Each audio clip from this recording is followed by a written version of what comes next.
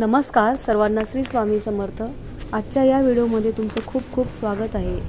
लक्ष्मीपूजनाचा झाडू कधी आणावा, झाडूची पूजा कशी करावी, झाडू घरात कोणत्या दिशेला ठेवावा, झाडू कसा बाहेर काढायचा, हे आजच्या व्हिडिओमध्ये बघूया। दिव्यांच्या रोषणाईत साजरा होणारा हिंदू धर्मातील सर्वात मोठा आणि महत्त्वाचा सण म्हणजे दिवाळी। दिवाळीची वाट अगदी लहान मुलांपासून ते मोठ्यापर्यंत आतुरतेने वाट पाहत असतात। तसेच दिवाळीत देवी लक्ष्मीची पूजा केली जाते, वसुबारसला गायीची पूजा केली जाते, धनत्रयोदशीला धनधान्याची पूजा केली जाते। पाडवा हा खूप खास असतो, तर भाऊ बहिणीच्या नात्याला भाऊबीज असं हे नातं अधिक घट्ट होतं। दिवाळीत सर्वांचा महत्त्वाचा दिवस म्हणजे लक्ष्मीपूजन। याच दिवसाला दिवाळी खऱ्या अर्थाने दिवाळी म्हणतात। या दिवशी दिवा लक्ष्मीची पूजा केली, मूर्तीची पूजा केली जाते। या दिवशी घरात मौल्यवान वस्तू, पैसे हे देखील पूजेत मांडून पुजतात व देवीकडे सुख समृद्धी आपल्या घरात भरभराट व्हावी यासाठी प्रार्थना करावी लागते। लक्ष्मीपूजनाला आपण लक्ष्मी स्वरूपात झाडू पूजत असतो, तर हा झाडू इतका महत्त्वाचा का आहे?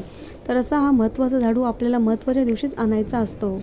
लक्ष्मीपूजनाला झाडू आपल्या घरी कधी आणावा, झाडूची लक्ष्मी पूजनाच्या दिवशी पूजा कशी करावी, तसेच वर्षभर आपल्या घरामध्ये हा झाडू वापरताना कोणतेही महत्त्वाचे नियम पाळावेत, कोणत्या चुका टाळाव्यात, झाडूची पूजा करत असताना कोणता मंत्र म्हणायचा आहे, तसेच अजून काही झाडूविषयी असणारी माहिती या व्हिडिओमध्ये मी तुम्हाला सांगणार आहे। तर त्यामुळे व्हिडिओ तुम्ही शेवटपर्यंत नक्की पहा आणि चॅनलवरती नवीन असाल तर चॅनलला सबस्क्राईब करायला विसरू नका आणि व्हिडिओला एक लाईक आणि कमेंट बॉक्समध्ये जय माता लक्ष्मी लिहायला विसरू नका।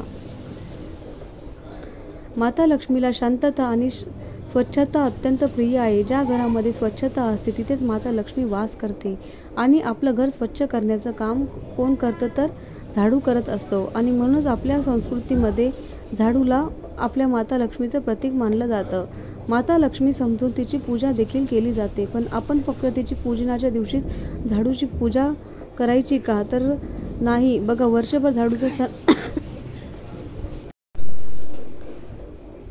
झाडूचा सन्मान करायचा आणि त्यासाठी व्हिडिओमध्ये आपण झाडूविषयी जे काही नियम पाहणार आहोत त्यातील तुम्हाला जितके शक्य होतील तितके नियम तुम्ही पाळण्याचा प्रयत्न करावा। प्रथम जाणून घेऊ लक्ष्मीपूजनाला झाडू कधी आणावा।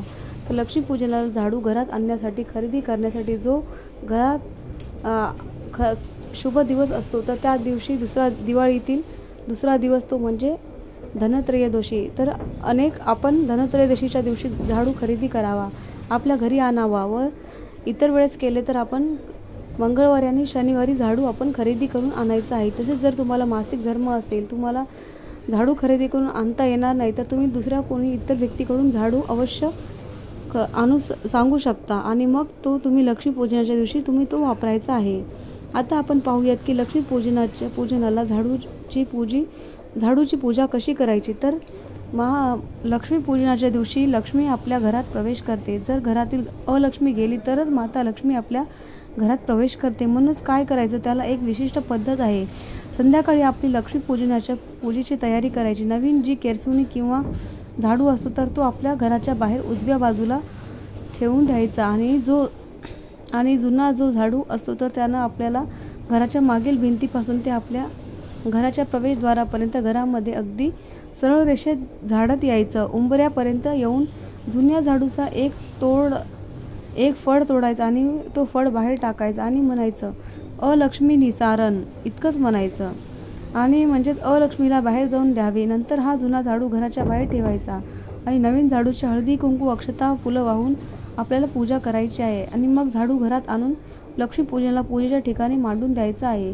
लक्ष्मीपूजनाच्या दिवशी जुना झाडू अशा पद्धतीने बाहेर ठेवावा आणि नवीन झाडू घरात आणून लक्ष्मीपूजनाला पूजेमध्ये पूजा करून आपल्या लक्ष्मीपूजनाच्या पूजेत मांडायचा आहे। इतर वेळेला जर झाडू खराब झाला तर तो बाहेर कसा काढायचा, तर इतर वेळेला आपण शनिवारी किंवा अमावस्येच्या दिवशी झाडू निर्जन जागी ठेवून द्यायचा आहे। आता झाडू घरामध्ये कोठे ठेवावा? घरामध्ये झाडू ठेवताना पश्चिम आणि दक्षिण या दोन दिशांमध्ये जो कोपरा असतो तर कोपऱ्यामध्ये ठेवावा। म्हणजेच नैऋत्य दिशेला हा झाडू आपण वास्तुशास्त्रानुसार ठेवावा। नैऋत्य दिशेला झाडू ठेवल्याने आपल्या घरामध्ये सुख समृद्धी येते। जर नैऋत्य दिशेला शक्य नसेल तर तुम्ही पश्चिम दिशेला देखील ठेवलं तरी चालेल। तसंच आपल्या बेडखाली म्हणजे पलंगाखाली झाडू कधीच ठेवू नये। त्याचप्रमाणे कोणाला दिसेल अशा पद्धतीने देखील झाडू आपण ठेवू नये। जशा आपल्या घरातील मौल्यवान वस्तू असतात, तसे जसे पैसे दागिने हे सर्व असतात, तसंच आपण झाडूला लक्ष्मी मानतो आणि या सर्व वस्तू आपण आपल्या तिजोरीमध्ये व्यवस्थित ठेवतो.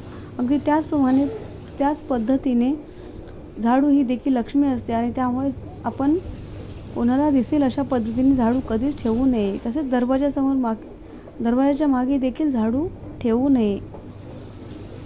तुम्हाला काही पर्याय नसेल तर तुम्ही दरवाजाच्या पाठीमागे झाडू ठेवू शकता.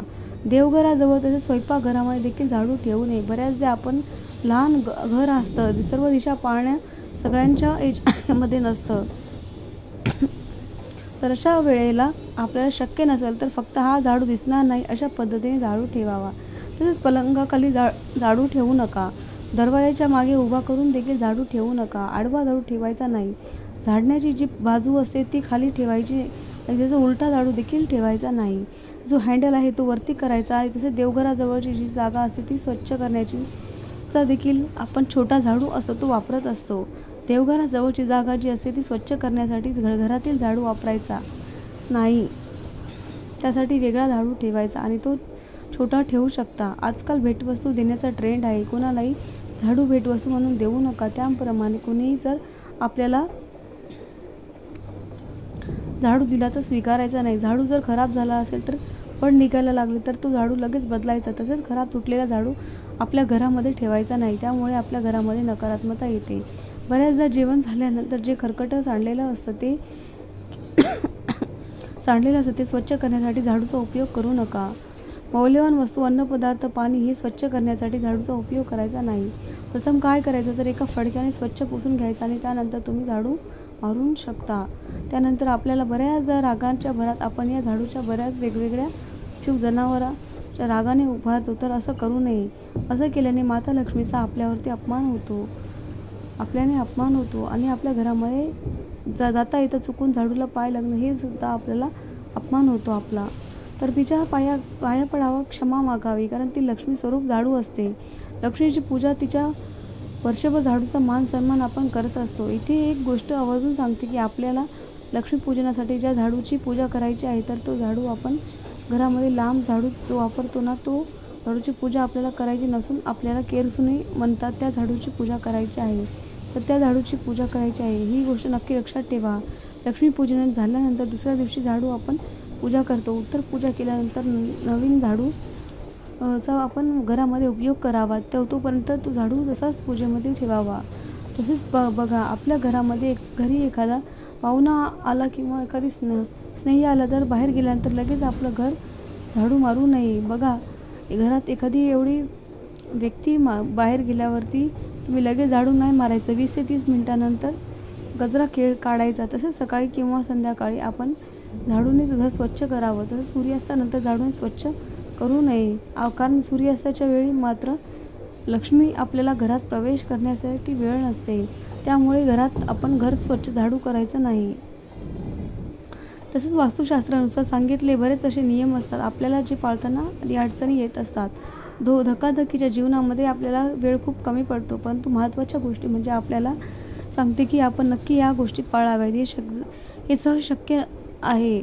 या झाडूचा फक्त आपल्याला नेहमी सन्मान करायचा आहे. झाडू आपटू नका, कोणाला मारू नका, उघडायला सुद्धा वापरू नका. जशी एखादी देवाची मूर्ती किंवा हे आहे तसंच त्या पद्धतीने आपण झाडूचा सन्मान करा.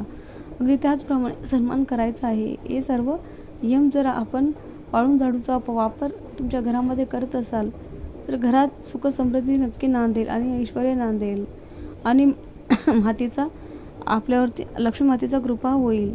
लक्ष्मीपूजनाच्या दिवशी झाडूचा पूजा करत असताना आपल्याला एक छोटासा मंत्र देखील म्हणायचा आहे.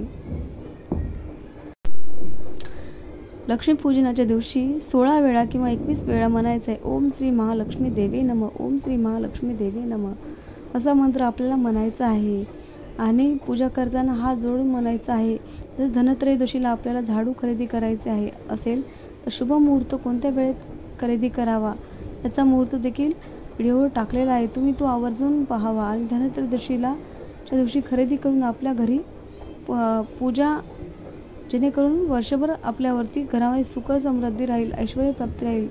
वर्षभर घरामध्ये आपल्या संपत्ती कधी कमी राहणार नाही.